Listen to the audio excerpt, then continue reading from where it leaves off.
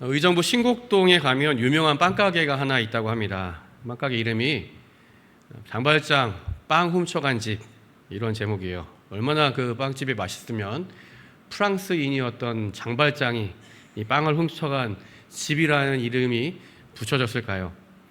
실제로 이 빅토르 위고의 소설 레미제라블의 주인공 이 장발장은 이 빵 하나를 훔치는 그 죄로 19년 동안이나 감옥살이를 하게 됩니다. 부모님이 모두 일찍 세상을 떠나고 힘들게 가족을 돌보면서 자란 이 장발장이 누나의 식구들까지 책임져야 되는 그런 상황까지 몰리게 됩니다. 매형도 일찍 세상을 떠나면서 남겨진 이 병약한 누나와 어린 일곱 남매 조카들까지 돌봐야 했기 때문입니다. 처음에는 막노동을 하면서 이 가족들을 부양했지만 그 일자리마저 잃게 됩니다. 이 배고파하는 조카들을 뒤로하고 조카들을 위해서 먹을 것이라도 구하려고 길을 나섰다가 문득 빵가게 앞을 지나게 되죠. 구수한 이 빵 냄새와 김이 모락모락 나는 이 빵을 보고는 이 배고픈 조카들이 생각나는 바람에 아무 생각 없이 손을 뻗어서 덥석 빵을 하나 씻게 됩니다. 아까 장발장이 빵을 훔쳐간 그 집이 맞는지 모르겠지만 빵을 훔쳐가게 됩니다. 그 일로 장발장이 한순간 범죄자가 되고 장장 19년 동안 감옥살이를 하게 되면서 이제 레미제라블이라는 이런 이야기가 시작이 되는데요. 아마 누구라도 여러분 장발장과 같은 상황이라면 그랬을 것이라고 저는 생각이 됩니다. 이렇게 정말 생계형 범죄라고 하잖아요. 이렇게 정말 절박한 순간에 누가 우리 자녀들이 우리 조카들이 이렇게 굶고 있는데 빵이라도 훔쳐다가 먹일 생각을 안 하겠습니까?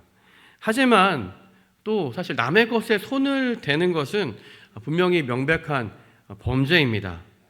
자, 그렇다면 여러분 생각해 보세요. 장발장이 이 구수한 냄새가 나는 빵 앞에 섰을 때 빵에게 유혹을 당한 것일까요? 시험을 받은 것일까요? 빵에게 유혹을 받은 것일까요? 시험을 당했을까요?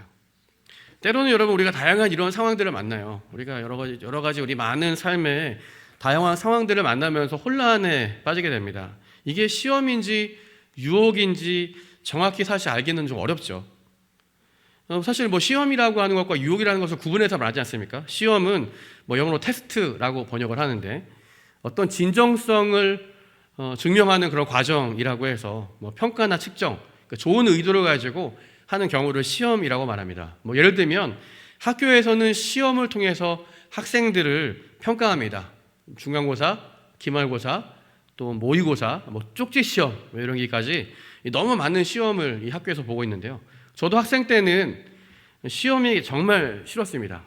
그래서 학생들 중에는 시험만 없으면 학교 다니는 것이 행복하겠다 이런 말을 하는 학생들이 종종 있었습니다. 사실 여러분 이 시험이라고 하는 것이 선생님들이 학생들에게 골탕 먹이려고 힘들게 하려고 만든 제도가 분명히 아닙니다. 이 학생들이 얼마나 학업을 잘 성취하고 있는지 잘 측정해서 부족한 부분을 잘 보완해주고 또 잘하는 것은 더 잘할 수 있도록 격려하는 것이 이 시험의 의도입니다. 그렇다면 이 시험은 좋은 면도 있다고 할 수 있겠죠. 이 반면에 유혹이라고 하는 것은 또 시험과는 좀 결이 다른 그런 내용입니다. 유혹은 영어로 저기 나와 있듯이 temptation 이렇게 부르는데요. 유혹은 의도 자체가 좀 불순해요. 뭔가 남을 유혹하다 이런 말은 뭔가 안 좋은 부정적인 뜻이 담겨 있죠. 남을 후리고 꿰어서 나쁜 길로, 나쁜 결과로 이끄는 것을 보통 유혹이라고 말을 합니다. 그러니까 유혹은 그 의도대로 남을 유혹해서 넘어지게 하고 나쁘게 되는 그런 결과로 이어지도록 하는 그런 것이죠.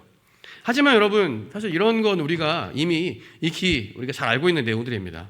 근데 하지만 우리가 정말 중요한 거는 우리가 만나는 다양한 상황에서 이게 시험인지 유혹인지 시험인지 명확하게 구분하기가 사실 여간 쉽지는 않다는 것입니다. 여러분 창세기에 나오는 에덴 동산의 그 중앙에 있는 선악을 알게 하는 나무, 그 나무의 열매는 유혹이었을까요? 시험이었을까요? 어떻게 생각하십니까? 유혹이었을까요? 시험이었을까요? 유혹이라고 생각하시는 분, 유혹이었다 아니면 시험이었다. 선악과는 사실 제가 생각하기에는 특별한 어떤 것을 지칭 하는 것이 아니라 그냥 지극히 일상적인 우리의 생활 중에 하나였다고 생각합니다. 아담과 하와는 에덴 동산 지날 때마다 이 동산 중앙에 있는 그 나무를 보았을 거예요. 에덴 동산에 있는 수많은 나무 중에 하나였습니다. 하지만 하나님은 이 선악을 알게 하는 나무, 열매, 선악과를 통해서 이 아담과 하와에게 일종의 시험을 주신 것입니다. 아담과 하와가 이 선악과를 먹지 말라고 하신 하나님의 말씀대로 순종해서 잘 통과하면 여러분 아담과 하와가 어떻게 됐을까요? 영원히 에덴 동산에서 평안히 잘 먹고 하나님과 더불어 잘 살았을 것이다. 이게 하나님이 아담과 하와에게 주셨던, 계획했던 그런 하나님의 계획이었어요. 하지만 사단은 이 선악과를 가지고 아담과 하와를 유혹했습니다. 이 아담과 하와가 선악과를 앞에 두고 아마 우리처럼 이렇게 고민했을지도 몰라요. 이게 진짜 과연 시험일까? 유혹일까? 막 의도를 분석하고 막 신학적으로 분석하고 성경적으로 막 해석을 해서 뭐 그렇게 했는지는 잘 모르겠습니다. 하지만 여러분, 중요한 거는 이게 아닙니다. 이게 뭐 유혹이었는지 시험이었는지 이게 중요한 게 아니라 정말 중요한 것은 이 모든 시험이든 유혹이든 잘 하나님이 의도하신 대로 견디고 이기는 것이 가장 중요한 내용이에요. 오늘 예수님께서 성령에 이끌려서 마귀에게 시험을 받으러 광야로 가시는 그런 말씀을 함께 읽었습니다. 여기에 보면 예수님이 세 가지 유혹, 세 가지 시험을 받으시는데요. 예수님이 받으신 이 시험도 유혹의 측면이 있고 시험의 측면이 있다고 할 수도 있어요. 이 사탄의 입장에서 보면 예수님을 어떻게든 유혹해서 넘어뜨리는 것이 사탄의 의도였지만 이 세 가지 유혹은 어떻게 보면 예수님이 이 땅에서 극복하셔야 되는, 또 이기셔야 되는 하나님의 시험이기도 했습니다. 여러분, 예수님이 당한 첫 번째 유혹이 뭔가요? 사탄의 말에 의하면 돌들로 떡덩이가 되게 하는 것이었습니다. 보통 이 물질 시험이라고 보통 말하는데요. 여러분, 사탄의 유혹의 본질은 통틀어서 사탄은 어디를 우리 공격할까요? 사탄은 항상 우리의 약점을 공격합니다. 사탄이 어떻게 우리의 그 약점을 그렇게 잘하는지 모르겠어요. 사탄은 항상 우리의 약점을 가지고 항상 공격을 합니다. 지금 예수님은 지금 40일을 금식하신 상태거든요. 첫 번째 시험이 이 돌이 떡이 되게 하는 게 굉장히 합당했던 거예요. 사탄이 지금 예수님께 이렇게 말한 거죠. 너 지금 배고프잖아. 너 지금 이거 필요하잖아. 너 이거 지금 갖고 싶잖아. 너도 하나님의 아들로서 이거 한번 해보고 싶잖아. 괜찮아. 이 정도는 해도 돼. 40일 금식하느라 고생했잖아. 할 만큼 했잖아. 그만큼 했으면 적당해. 자, 이쯤만 하면 돼. 하나님도 이제는 다 괜찮다고 하실 거야. 여러분, 이게 바로 사단이 우리를 교묘하게 유혹하는 방법이에요. 이 약점을 파고들어서 현실과 타협하게 만드는 것이 사단의 방법입니다. 게다가 이 사단이 했던 이 앞의 말도 중요합니다. 사단이 했던 이 앞의 말, 네가 만일 하나님의 아들이거든. 여러분, 이게 굉장히 예수님의 자존심을 건드리는 말이거든요. 예수님이 하나님의 아들인데 감히 내가 하나님의 아들이거든 이렇게 물어본다는, 굉장히 자존심 상하는 일이에요. 아마 예수님 자존심 상해서라도 그 자리에서 그 돌이 떡이 되게 하셨을 수도 있을 거예요. 아마 자존심이 상하셨다면. 내가 목사인데, 내가 교회 권사인데, 집사인데, 이런 우리의 자존심을 때로는 건질 때가 있다니까요. 여러분, 사실 생각해 보세요. 여러분, 예수님이 돌이 떡이 되게 하실 수 없었을까요? 예, 얼마든지 하실 수 있었죠. 예수님은 보리떡 몇 개를 가지고도 4,000명, 5,000명도 먹이실 수 있는 그런 능력의 분입니다. 능력의 하나님이십니다. 얼마든지 돌이 떡이 되게 하실 수도 있고, 물이 포도주가 되게 하실 수 있고, 이런 기적들이 예수님 통해서 많이 나타났습니다. 예수님 하나님의 아들이거든요. 하지만 여러분, 이게 본질이 아닙니다. 하나님 아들로서의 본질은 돌이 떡이 되게 하는 게 본질이 아니라 하나님의 뜻에 순종하는 것이 가장 중요한 하나님의 자녀로서의 본질입니다. 기적을 일으키고 당장 눈앞에 나타나는 문제를 해결하는 것, 물론 이것이 중요하죠. 시급한 문제입니다. 하지만 더 앞서고 중요한 것은 하나님의 뜻에 순종하는 것. 여러분, 지금 예수님이 유혹을 당하고 있지만 그래서 시험도 잘 이겨내시는 중이에요. 지금 이 시험의 본질이 뭘까요? 이 시험의 본질은 떡의 힘으로 사는 것이 아니라 하나님이 주시는 힘으로 산다. 하나님이 주시는 능력으로 산다. 이게 본질이에요. 예수님이 여러분 지금 금식 중이지 않습니까? 금식하고 있는 중이시잖아요. 아직 금식이 끝난 게 아니에요. 그래서 떡을 먹는 것이 예수님에겐 필요했지만 그게 중요한 게 아니라 하나님의 은혜가 더 중요했다는 것이에요. 그래서 여러분 예수님이 이렇게 말씀하시잖아요. 기록되었으되 사람이 떡으로만 사는 것이 아니라 하나님의 입으로부터 나오는 모든 말씀으로 살 것이라. 오늘 하나님이 주시는 모든 말씀, 여기다가 온갖 하나님이 주시는 것들을 다 대입해도 괜찮잖아요. 하나님이 주시는 은혜로 살 것이라, 하나님이 주시는 능력으로 살 것이라. 여러분 당장 무엇을 먹을까, 무엇을 마실까, 무엇을 입을까 하는 것은 사실 중요한 게 아니라는 거예요. 하나님은 이 모든 것이 우리에게, 너희에게 있어야 될 것을 누구보다 잘 아시기 때문에, 나보다도 더 잘 아시기 때문에 여러분 그게 걱정할 게 아니라는 거죠. 더 중요한 것은 하나님 아버지 뜻에 순종하는 것, 그것을 먼저 그의 나라와 그의 의를 구하는 것이라고 예수님 말씀하셨죠. 여러분 이게 바로 진짜 중요한 본질입니다. 예수님은 이걸 붙드셨고 그 사단의 시험을 이기셨어요. 자, 예수님은 사단에게 두 번째 시험을 유혹을 당하셨습니다. 이번에는 사단이 이렇게 말해요.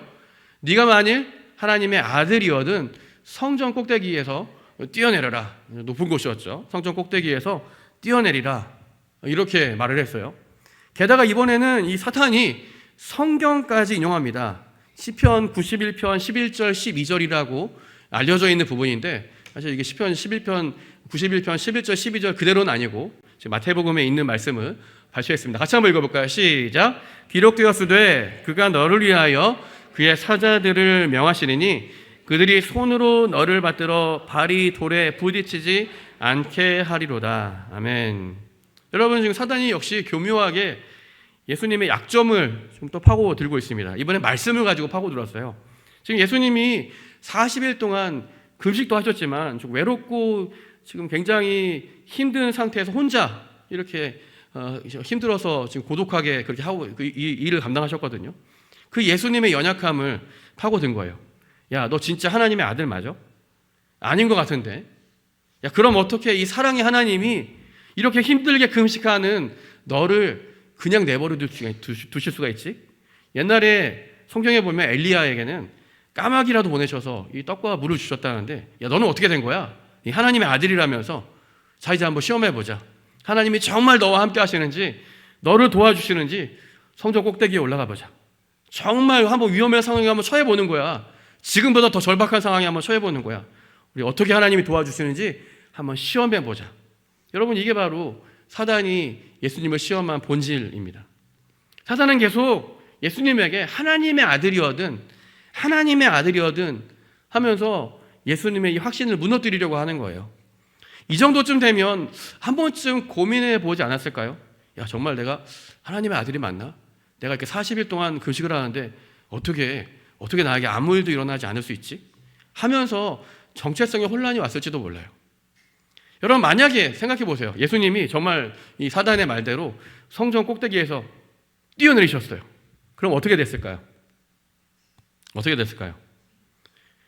아마 천사들이 정말 예수님 찾아와서 떨어지지 않도록 도와주었을 것입니다. 분명히 그랬죠. 왜냐하면 마태복음 26장에 보면 예수님이 그 체포되었을 때, 사람들에게 체포되었을 때 제자들이 막 칼을 꺼내서 군인들을 막 대항하려고 하지 않습니까? 그때 예수님이 제자들을 말리시면서 이런 말씀을 하세요. 내가 원하면 지금 하나님 아버지에게 요청해서 12군단이나 되는 천사들을 보내서 이게 구원하도록 내가 얼마든지 요청할 수 있지 않느냐라고 하면서 예수님이 제자들을 말리세요. 하지만 여러분 예수님이 그렇게 하지 않았습니다. 오늘 예수님이 그 성전 꼭대기에서 뛰어내리지 않았어요. 이 말은 단지 뛰어내리지 않은 게 아니라 의심하지 않았다는 거예요. 사탄은 끊임없이 예수님을 유혹했지만 예수님은 그렇게 하지 않았습니다. 아니, 그렇게 할 필요가 없었죠. 예수님은 하나님과의 관계를 의심할 필요가 없었거든요. 그래서 사단에게 이렇게 말했어요. 야, 네가 하나님 말씀을 감히 인용해? 네가 하나만 알고 둘은 모르는구나. 하나님은 의심할 필요도 없고 하나님의 사랑은 확인할 필요도 없는 거야. 그래서 이렇게 말씀하죠. 또 기록되었으되 주 너희 하나님은 시험할 필요가 없어. 시험하지 말라. 어떤 한 마을에 큰 홍수가 났습니다. 예전에도 제가 이 이야기를 했기 때문에 재미가 없으셔도 여러분 수준이 높으신 분들이기 때문에 자, 은혜로 받는 줄 믿겠습니다. 어떤 한 마을에 큰 홍수가 났어요.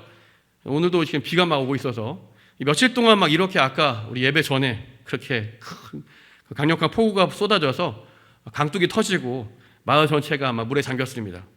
사람들은 모두 지붕 위로 다 올라가서 이제 구조대가 오기를 기다리고 있었어요. 근데 그 중에 한 사람은 지붕 위에 올라가서 하나님께 간절히 이렇게 기도했습니다. 하나님, 저 좀 살려주세요. 저를 이 홍수에서 건져주세요. 이렇게 기도했습니다. 근데 그때 마침 옆집 사람이 이 통나무를 하나 구해서 이 통나무를 붙잡고 그 사람 옆으로 이렇게 지나가고 있었어요. 그래서 그 사람에게 이렇게 말했습니다. 어서 이 통나무를 잡고 함께 건너갑시다. 좀 있으면 물이 불어나서 이거 위험할지도 모릅니다. 하지만 그 사람은 어떻게 했을까요? 거절하면서 이렇게 말했습니다. 아닙니다. 저는 하나님께서 저를 기적적인 방법으로 구해 주실 것입니다. 그리고 여러분 어떻게 됐을까요? 그 이후에 보트가 나타나고 심지어 구조헬기가 와서 이 사람에게 밧줄을 내려주었지만 이 사람은 끊임없이 이렇게 말했습니다. 저는 괜찮습니다. 저는 하나님께서 저를 구해 주실 거예요. 저 말고 다른 사람들을 먼저 구해 주세요. 이렇게 보트도 헬기도 다 떠나갔습니다. 비는 계속 오고 이 남자는 불어난 물에 결국 목숨을 잃고 말았다는 그런 이야기입니다. 근데 이야기는 여기서 끝나지 않죠. 죽어서 이 남자가 하나님 앞에 섰습니다. 그리고 하나님 앞에 가서 당장 따진 거예요. 하나님, 왜 제가 기도했는데 왜 하나님 저를 이렇게 구원해 주시지 않으셨습니까? 그랬더니 하나님이 이렇게 말씀하셨다고 합니다. 야, 무슨 소리니? 내가 너에게 통나무도 보내고 보트도 보내고 헬기도 보냈잖아. 여러분, 예수님 말씀처럼 우리는 하나님을 시험할 필요가 없는 거예요. 하나님은 지금도 우리에게 우리의 삶 속에서 일상 속에서 끊임없이 필요한 은혜들을 베풀고 계십니다. 우리가 하나님 시험하지 않아도, 하나님 의심하지 않아도 하나님이 우리를 끝까지 붙드시고 하나님이 끝까지 우리의 삶을 책임져 주시겠다고 오늘 약속하셨기 때문입니다. 사탄이 여기서 지지 않았어요. 포기하지 않는 것 같아요. 사단도 한 번 더 예수님을 시험합니다. 이번에는 예수님을 높은 산, 아주 높은 산으로 예수님을 데리고 갔습니다. 그리고 거기서 사탄이 예수님에게 이 천하 만국과 모든 영광을 보여주었대요. 그리고 또 한 번 이렇게 제안을 했습니다. 만일 내게 엎드려 경배하면 이 모든 것을 너에게 주리라. 만일 내게 엎드려 경배하면 이 모든 것을 내게 주리라. 여러분, 예수님이 이 땅에 오신 목적이 무엇이었을까요? 예수님이 이 땅에 오신 이유, 자기 백성을 구원하시려고. 자기 백성뿐만 아니라 사실은 세상 모든 민족이 하나님을 경배하기까지, 정말 구원을 얻기까지 쉬지 않으신다는 하나님의 말씀을 이루시기 위해서 이 땅 가운데 오셨습니다. 그래서 하나님이 우리 구약의 선지서나 지금까지 우리가 바이블 타임에서 읽었던 구약의 선지서나 요한계시록을 보면 세상의 모든 열방들이 결국에 하나님을 인정하게 되고 하나님을 경배하게 되고 하나님 앞에 오게 된다는 것이 예수님이 이루셔야 되는 정말 궁극적인 사명이었었어요. 근데 오늘 사단이 이 교묘한 속임수로 죄와 사망의 권세 아래 놓인 이 세상, 이 모든 민족들이 다시 하나님께 돌아와 하나님 나라를 이루는 예수님의 그 사명, 이 사명을 지금 방해하고 있었습니다. 예수님이 사실 이 사명을 이루시기 위해서는 어떻게 하셔야 됐나요? 고난도 받으셔야 되고 이제 십자가에서 이 죄값을 치르셔서 이제 사람들을 구원할 수 있는 길을 예수님 마련하셔야 돼요. 그리고 다시 하늘로 올라가셔서 이제 때가 되면 정말 이 세상을 구원하시기 위해서, 심판하시기 위해서 이 땅에 다시 오시겠다. 이게 예수님이 이제 하셔야 되는 정말 원대한 구원 사역이었다고요. 이런 하나님의 나라를 이루기 위해서 예수님이 이 땅에 오신 것입니다. 그런데 마귀의 제안이 예수님의 이런 의도와 딱 맞는 부분이 있었어요. 근데 중요한 것은 이런 고통을 겪지 않아도, 이런 과정을, 이런 긴 힘든 이런 터널을 지나지 않아도 다 이룰 수 있다는 거예요. 예수님이 십자가에서 목숨을 내놓지 않아도 다 이룰 수 있다는 겁니다. 단지 사탄에게 엎드려 절 한번 하면 되는 것이었습니다. 너무 달콤한 방법이었어요. 너무 쉽고 빠른 방법, 빠른 지름길이었습니다. 사탄에게 절 한 번만 하면 제자들에게 배반당하지 않아도 되고 사람들에게 손가락질 당하지 않아도 되고 십자가의 고통도, 십자가의 쓴 잔도 다 피할 수 있다는 것입니다. 많은 사람들이 여러분 이런 식으로 사탄의 유혹에 넘어가죠. 넓은 길이라고, 지름길이라고, 편한 길이라고 대부분의 사람들이 그렇게 유혹에 넘어갑니다. 하지만 이것은 오늘 말씀에 나온 것처럼 사단의 명백한 속임수입니다. 예수님이 이렇게 말씀하셨어요. 마태복음 7장 13절 14절의 말씀에 보면 같이 한번 읽어볼까요? 시작. 좁은 문으로 들어가라. 멸망으로 인도하는 문은 크고 그 길이 넓어 그리로 들어가는 자가 많고 생명으로 인도하는 문은 좁고 길이 협착하여 찾는 자가 적음이라. 아멘. 여러분, 넓고 편한 이 사탄의 방법, 지금 예수님을 유혹하는 사탄의 이 방법은 사실은 멸망으로 가는 길입니다. 속임수죠. 하지만 하나님의 뜻을 순종하는 것은 아마 예수님이 걸어가신 길처럼 정말 좁고 불편한 십자가의 길일지도 몰라요. 고난의 길이고, 하지만 그 길이 하나님이 기뻐하시는 길이고 그 길에 생명이 있습니다. 예수님은 더 이상 참을 수가 없었어요. 그래서 사단에게 예수님이 강력하게 선언하십니다. 이렇게 선언하셨어요. 사단아 물러가라. 다시 한번 우리 같이 해볼까요? 시작. 사단아 물러가라. 기록되었으되 주 너의 하나님께 경배하고 다만 그를 섬기라 하였느니라. 아멘. 예, 정말 사단이 물러가겠네요. 여러분, 예수님이 여기서 저는 죄의 본질에 대해서 정확히 지적한 말씀이라고 생각합니다. 죄의 본질이 뭘까요? 여러분, 죄가 뭘까요? 제가 요즘 풍성한 삶의 기초 훈련을 지금도 열심히 진행하고 있는데요. 이 풍성한 삶의 기초 내용 중에 죄를 설명하는 부분에서 이 영어 단어, 이 죄, 이 sin을 가지고 죄를 이렇게 설명을 합니다. 이 영어 단어가 이제 죄가 sin이거든요. 다시 보여주시면. sin이라는 단어의 중심에는 영어 sin, 이 I라는 단어가 있어요. 바로 내가 삶의 중심이 되는 것이 죄라는 것입니다. I가 바로 나를 뜻하는 그런 철자이고, 바로 내가 삶의 중심이 되는 것이 죄라고 그렇게 설명을 해요. 여러분, 죄는 하나님의 뜻을 내려놓고 저버리고 바로 자기 뜻대로 살려고 하는 것, 이게 바로 죄입니다. 그러니까 하나님의 길을 버리고 자기 길로 가는 것, 이게 죄예요. 스스로 주인이 되는 것이 바로 죄의 본질입니다. 사탄은 그렇게 죄를 짓게 만들었어요. 여러분, 하나님의 방법이 아니더라도 절을 하는 게 사실 본질이 아니에요. 지금 사단에게 절을 하는 게 본질이 아니에요. 바로 네가 세상의 주인이야. 네가 이 모든 영광을 얻게 될 거야. 이 모든 사람들이 너에게 주님이라고 할 거야 라고 하는 게 이런 사단의 유혹의 본질입니다. 하나님 방법이 아니더라도 스스로 자신의 삶의 주인이 되어서 얼마든지 편하게 원하는 것을 얻을 수 있다는 거예요. 이게 바로 사단의 유혹입니다. 그것이 바로 죄입니다. 여러분, 예수님은 바로 이러한 이 죄의 본질, 사단의 유혹을 단호하게 물리치신 거예요. 사탄아 물러가라. 죄야 물러가라. 내가 아니라 하나님이 주인이시고, 그래서 주 너의 하나님께 경배하고 다만 주를 섬기는 것이 우리가 살아야 되는 인생의 목적이고 이것이 삶의 이유다라고 예수님이 정확히 이렇게 말씀하시는 겁니다. 여러분, 주기도문 가운데 이런 구절이 있지 않습니까? 시험에 들게 하지 마시옵고. 우리가 계속 우리 아침마다 또 우리가 기도할 때마다 우리 주기도문 할 때마다 이 구절을 함께 우리가 같이 기도합니다. 시험에 들게 하지 마시옵고.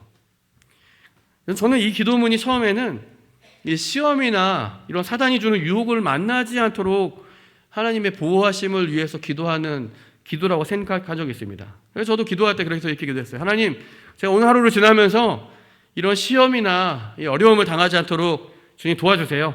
제가 유혹에 빠지지 않도록, 유혹을 당하지 않도록 주님 도와주세요. 이렇게 기도했었습니다.